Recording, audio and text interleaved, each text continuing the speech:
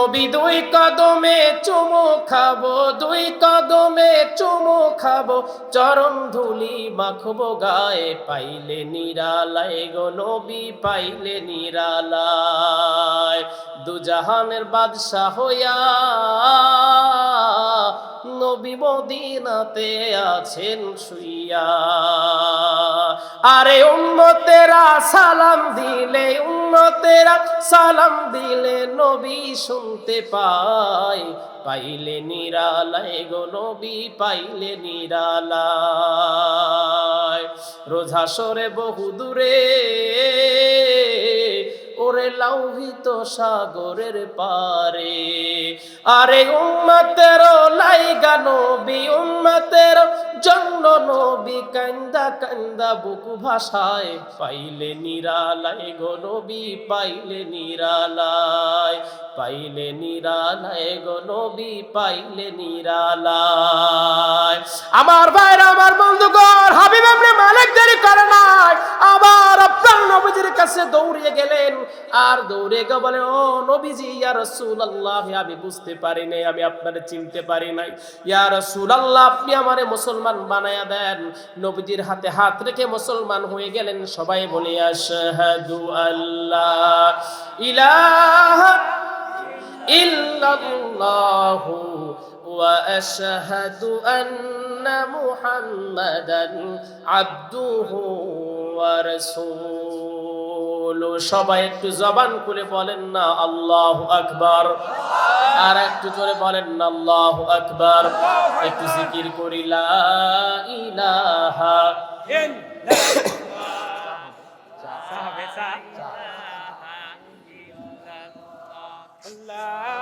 ইল্লাল্লাহ, লা ইলাহা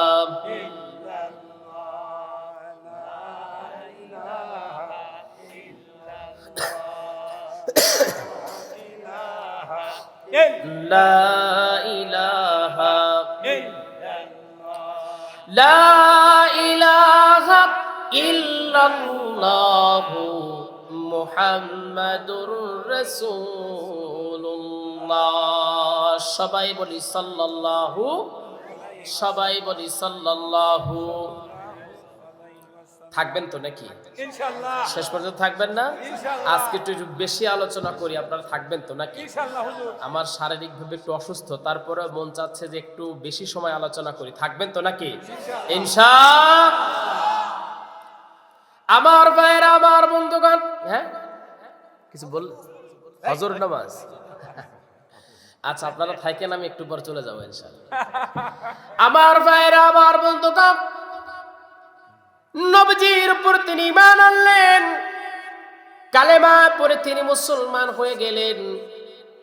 আল্লাহ পাক কোরআনুল কারীমের মধ্যে বলছেন, আল্লাযীনা ক্বালু রাব্বুনাল্লাহু সুম্মা ইসতাকামু তাতানাজ্জালু আলাইহিমুল মালাইকা।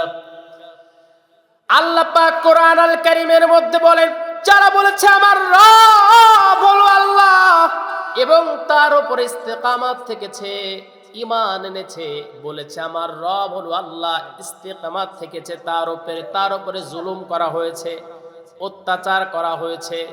কিন্তু যারা প্রকৃত মুমিন, তাদের উপরে যত অত্যাচার করা হোক না কেন, তাদের যত জুলুম করা হোক না কেন, তারা একমাত্র তার রবের উপরে ভরসা রাখে, রবের উপরে তারা ঈমান আনে, আরো ঈমানটা বেড়ে যায়।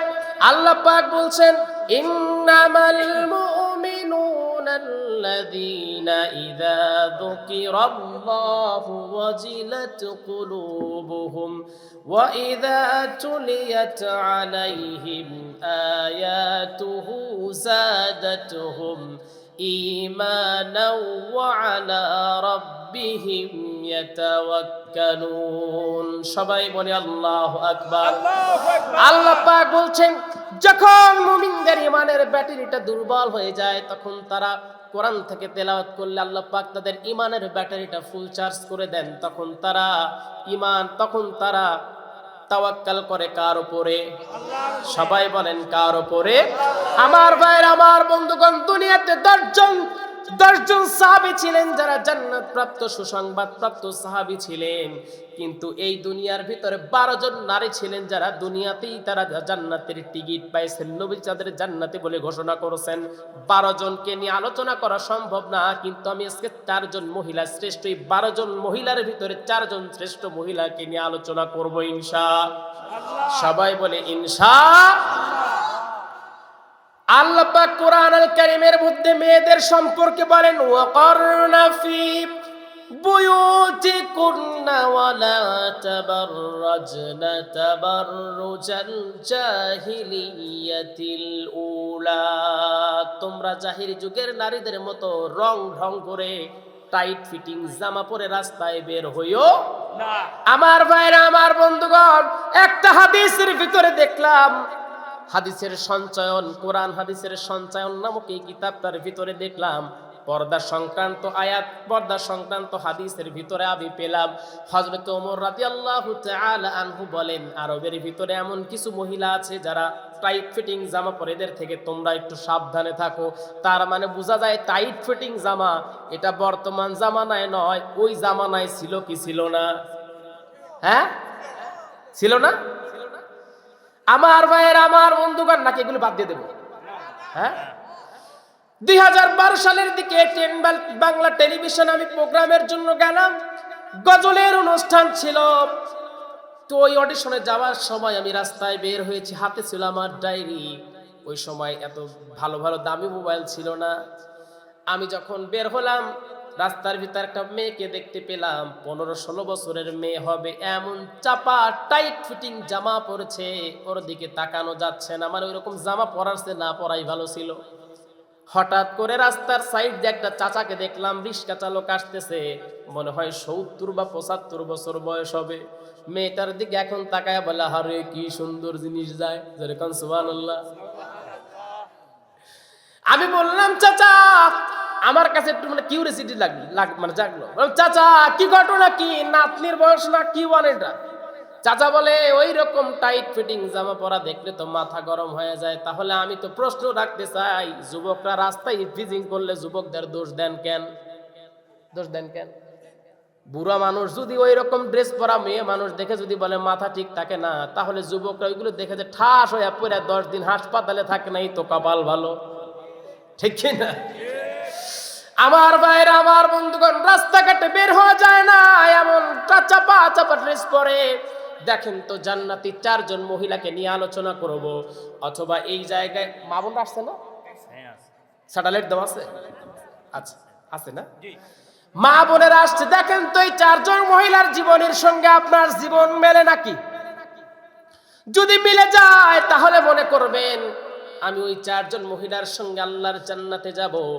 এইরকম চিন্তা মন থেকে করে নিয়েন। আর যদি না মেলে তাহলে নিজেকে সংশোধন করবেন আজ থেকে ইনশাআল্লাহ। আমার ভাইরা, আমার বন্ধুগণ, 4 জন মহিলার প্রথমে যার কথা আমি বলবো, তিনি যেই মহিলার কথা বলবো তার পয়েন্টটা আসছে প্রায় 2 নম্বরে, 3 নম্বরে আসছে, কিন্তু তার আলোচনা আমি প্রথমে নিয়ে আসলাম কারণ সে প্রথমে এসেছিলেন ওই মহিলাগুলোর। আমার ভাইরা, ওই মহিলাটা অন্য কেউ না, ওই মহিলাটি ছিল ফেরাউনের স্ত্রী আসিয়া আলাইহিস সালাতু ওয়াস সালাম।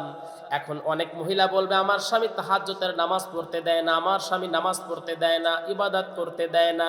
তাহলে আপনার স্বামী কি ফেরাউনের চেয়ে বড় শয়তান নাকি? আমার ভাইরা, আমার বন্ধুগণ, ফেরাউনের মতো এমন শয়তান, এমন ইবলিস দুনিয়াতে আর দ্বিতীয়টি ছিল? হ্যাঁ, কত বড় শয়তান! বন্ধুর চক্রান্তে পড়ে তার বন্ধু হামানটা তার চক্রান্তে পড়ে সে বড় ইবলিসে পরিণত হলো। সে নিজেই একটা ইবলিস।